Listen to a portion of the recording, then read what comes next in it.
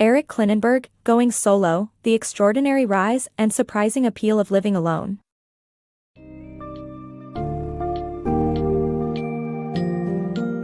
And Going Solo, The Extraordinary Rise and Surprising Appeal of Living Alone. Author Eric Klinenberg explores the dramatic shift in societal dynamics that have culminated in nearly 50% of U.S. citizens now identifying as single. Delving deep into the reasons behind this transformation, the book's summary highlights how women gaining financial independence and technological advancements have contributed to the rise of solo living.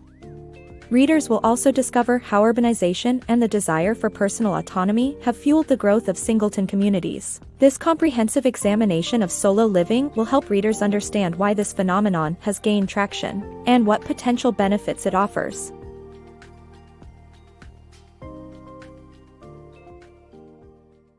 Embracing single life. The first half of the 20th century saw a massive change in the lives of Americans, especially for women. Today, nearly half of the U.S. population is single, a result of various factors that have revolutionized the way people live.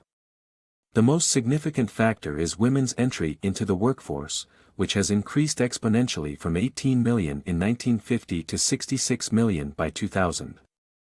As women gained financial independence and held influential positions in society, they took control of their lives, leading to a rise in the number of adults living alone.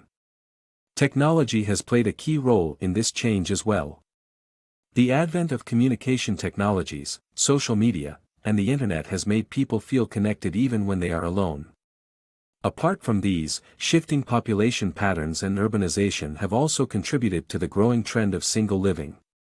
The rise of single living can be attributed to the empowerment of women and advancements in technology which have made it possible and more comfortable for individuals to lead independent lives. The rise of singletons.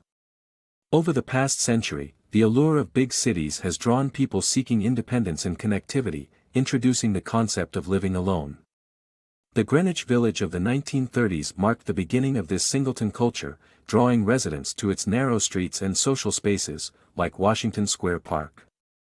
The anonymity and freedom available in big cities enticed these pioneers seeking refuge from the judgment and isolation of small-town life.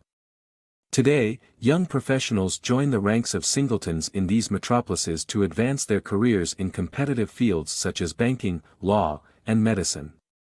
Living alone offers them the necessary solitude to reduce distractions, decompress after long working hours, and recharge their energy sources. The singleton's unique lifestyle set the stage for a culture that continues to grow in popularity due to its numerous advantages. Embracing solo living. Solo living, regardless of age, brings numerous benefits such as increased confidence, autonomy, control, and maintaining dignity in old age. Young adults discovering their path, divorcees seeking relief from a lonely marriage, and elderly individuals valuing their independence can all thrive in a single lifestyle. This choice allows people the freedom to pursue their genuine passions and make the most out of life, dispelling the notion that living alone is less desirable than cohabitation or traditional family structures. Living alone offers unparalleled opportunities for personal growth, particularly in building confidence and fostering a sense of autonomy. Young adults starting their journey and divorcees seeking a new beginning can benefit immensely from the independence solo living provides. In fact, many divorcees find solace in solitude rather than feeling burdened by loneliness when their previous relationship left them feeling emotionally isolated even when with their partner. Moreover, individuals who live alone can experience a higher degree of control over their life choices, enabling them to pursue their passions and happiness without constant compromise. For example, they can engage in adventurous activities like mountaineering or dedicate an entire weekend to writing without needing to consider their partner's interests or abilities. As people age, solo living sustains freedom and dignity, which holds particular importance for elderly individuals. Contrary to common fears of dying alone, many elderly women prefer living independently instead of remarrying or moving in with family. This preference arises from a desire to avoid becoming a caretaker for a second husband and to maintain independence in their later years. Surprisingly, living with their children can be less appealing for older women, as having a sense of purpose and autonomy in old age can contribute to a longer, more fulfilling life. Thus, solo living can be a positive and empowering choice that supports the overall well-being of individuals across different life stages. Building support networks matters. Living alone has its perks, but it requires a robust support system to ward off loneliness. Women generally find it easier to build such networks, as they are often raised to establish supportive relationships and participate in community activities, unlike men who are brought up on competition and machismo. Elderly women with strong support systems can rely on friends and family for help, while single men are less likely to engage in community activities to expand their social circles. Men's isolation can become intense in single-room occupancy, SRO, dwellings, which cater to low-income groups such as the unemployed, mentally ill, recovering addicts, and ex-convicts. Due to fear of being dragged back into unfavorable situations or shame about their social status, men in SROs tend to avoid interacting with their neighbors and reaching out to friends and family, further exacerbating their isolation. Fortunately, organizations like Breaking Ground, formerly Common Ground, work to rehabilitate SROs, making them more livable with attractive common areas that encourage interaction among residents and inviting their relatives over. By promoting communal interaction and social engagement, such initiatives can significantly improve the quality of life for people living alone and help them build the necessary support networks for healthier, happier lives. Embracing solitude and support.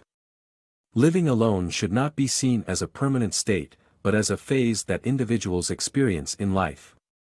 As the number of people living alone increases, it's important to develop social services that protect the elderly from isolation and promote a sense of community.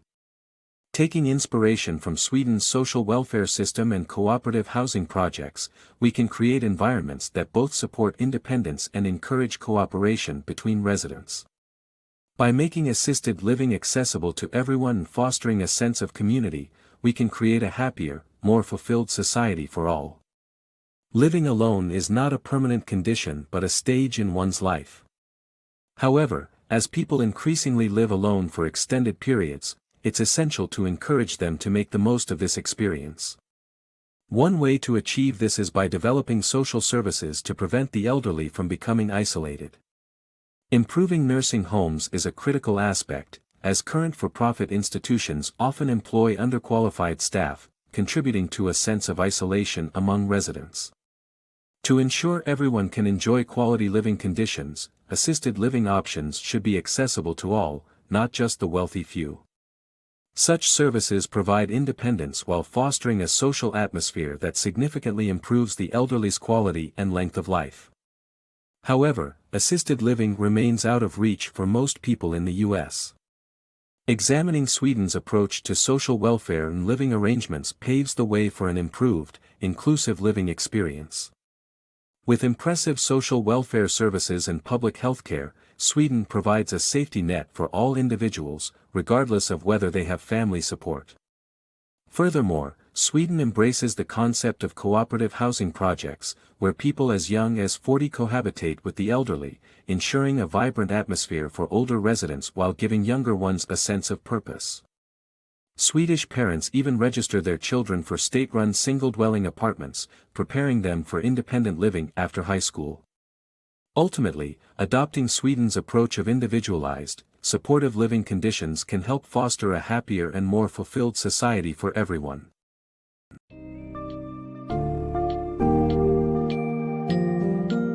As the summary of Going Solo illustrates, living alone has become more popular and accepted due to factors such as increasing financial independence for women, advancements in technology, and urbanization.